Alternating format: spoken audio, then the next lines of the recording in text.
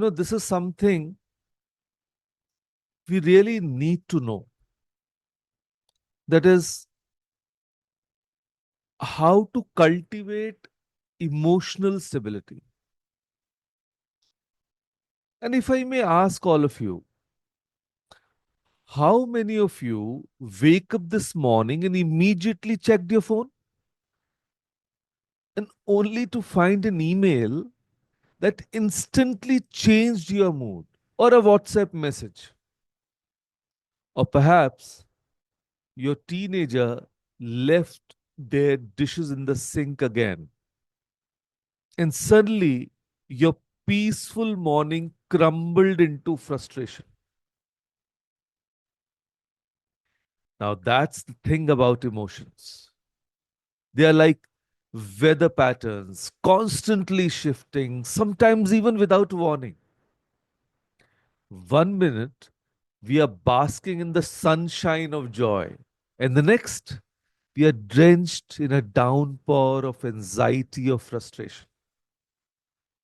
So, today, I would definitely like to talk to you about something we all desperately need, but rarely discuss properly, and that is emotional stability. Not emotional numbness.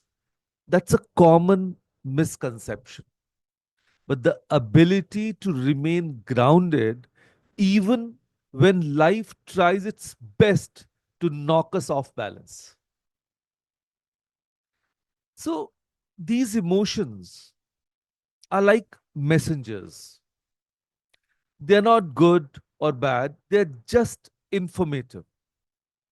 Now, that surge of anger when your colleague takes credit for your work,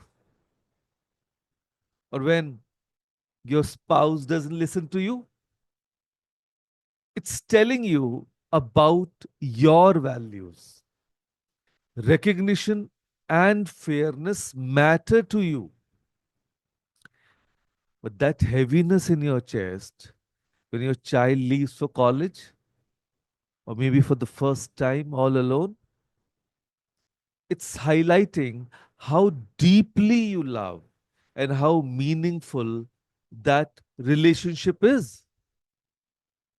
Now, the problem isn't having emotions, it's being hijacked by them. So, let's take the example of 16-year-old Maya, who received a rejection from her dream extracurricular program. And her first reaction, I'm not good enough. Why even try then? Her emotional swing took her straight from disappointment to a crushing conclusion about her self worth. Or let me take another example of a mother, Priya, who found herself screaming at her kids over spilled milk. Literally. And after a particularly stressful work day. And later, she wondered, who was that person?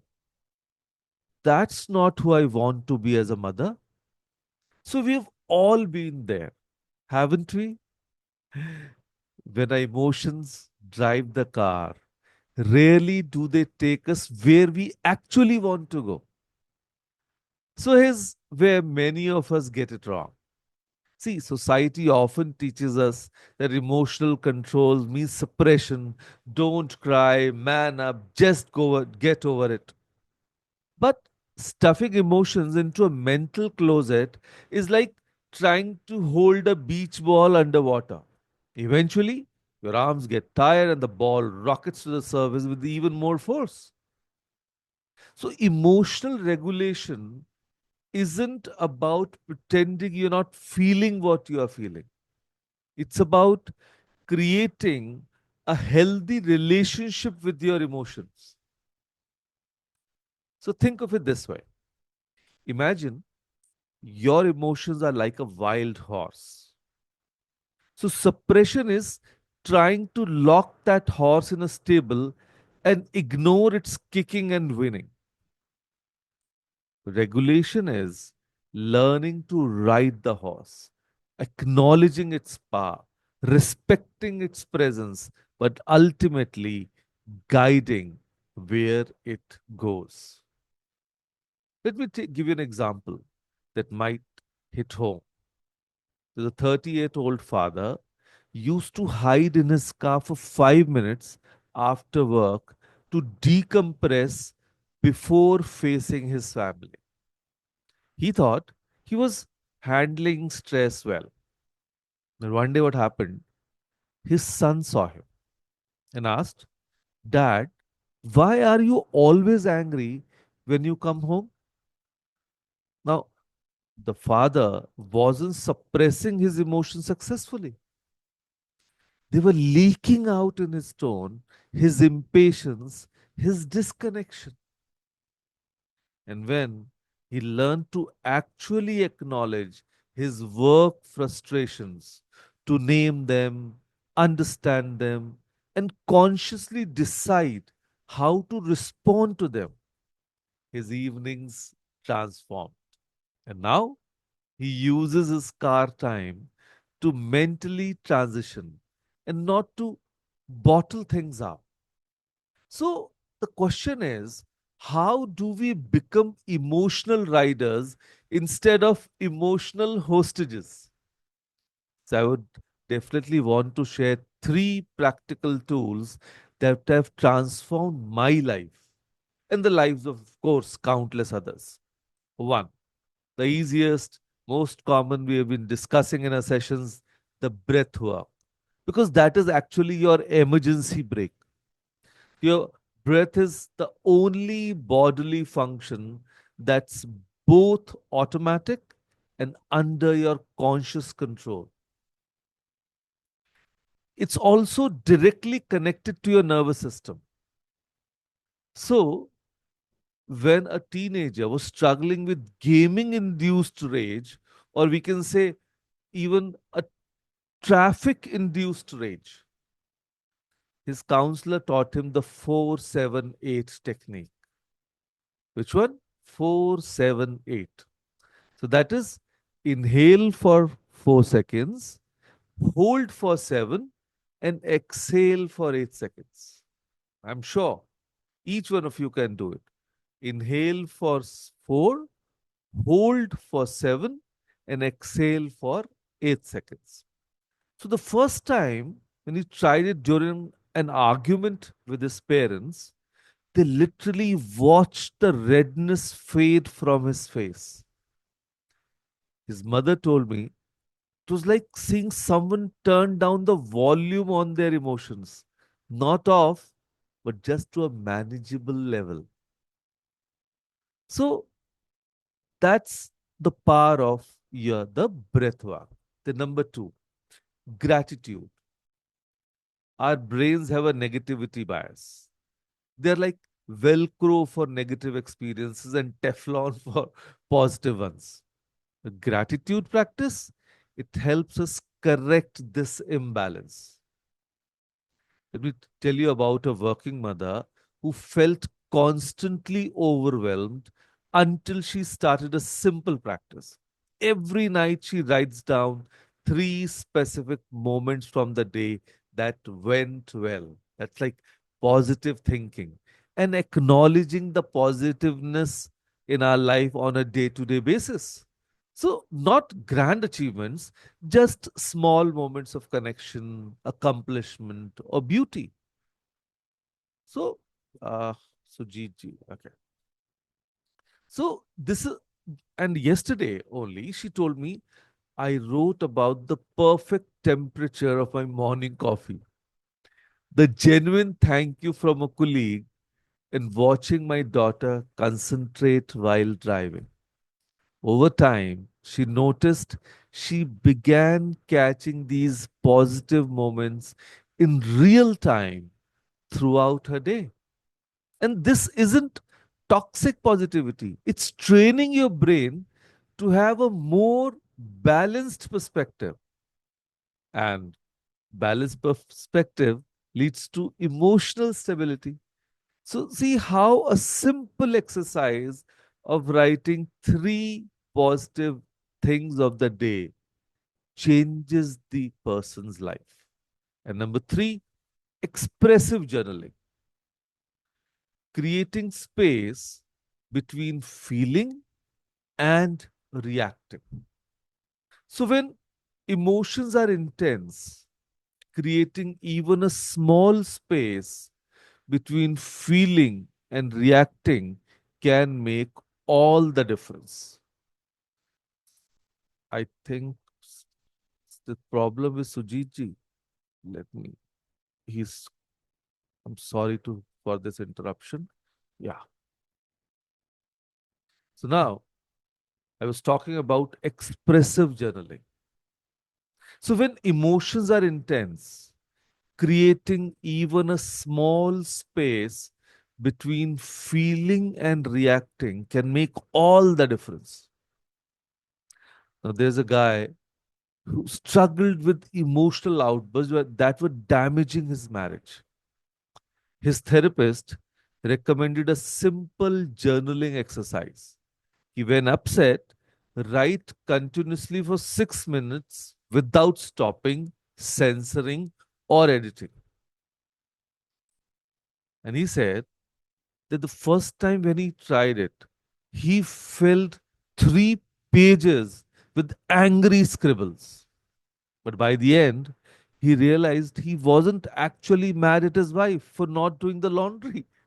He was terrified about his own upcoming performance review at work, which was actually displacing his anxiety. So, the beauty of expressive journaling is that it allows emotions to flow through you rather than getting stuck inside. It creates clarity in the midst of emotional fog. So, these practices, that is breath work, gratitude, and journaling, aren't just nice ideas. They're scientifically backed tools that literally reshape your brain over time. And neuroplasticity means that every time you choose a regulated response over an automatic reaction, you are carving a new pathway in your brain, making that regulated response more accessible next time. But the real magic happens when you use these tools consistently, not just during crisis. So, emotional stability isn't built during storms. It's cultivated during calm waters, so it's available when the storms arrive. Like we say, that is ironical also that the preparation of war always takes place during the peacetime, not the wartime, right? So today, I want to leave you with this thought. Your emotional stability isn't just about you, it's one of the most powerful gifts you can give to those around you. Maybe your kids, maybe your spouse, maybe any of your family members or your best of friends. So, when you remain grounded during conflict, you create safety for others. When you process your emotions healthily, you model that possibility for your children. And when you respond rather than react, you create space for connection instead of combat. So, all those practicing graphology will agree that practicing graphotherapy has actually taught us to respond instead of reacting. So imagine a pebble dropped in water. The ripples extend far beyond the point of impact. So your emotional stability creates ripples that touch every relationship in your life. So I challenge you today. Choose one tool we discussed today, just one, and commit to practicing it daily for next week. The 3 tools that we discussed: breathwork, gratitude, and journaling. So you can choose anyone. Notice what changes. Notice how differently you show up in your relationships, your work, and more importantly, in your relationship with yourself. Because emotional stability isn't about never falling down, it's about learning to fall more gracefully, to get up more quickly, and to walk more steadily over time. Your emotions are not your enemy, they are messengers carrying wisdom. So, learning to listen to them without being controlled by them might be the most important skill you ever develop. So, with this thought, I would love to thank you for your patient listening and take a deep breath with me one more time and let's begin.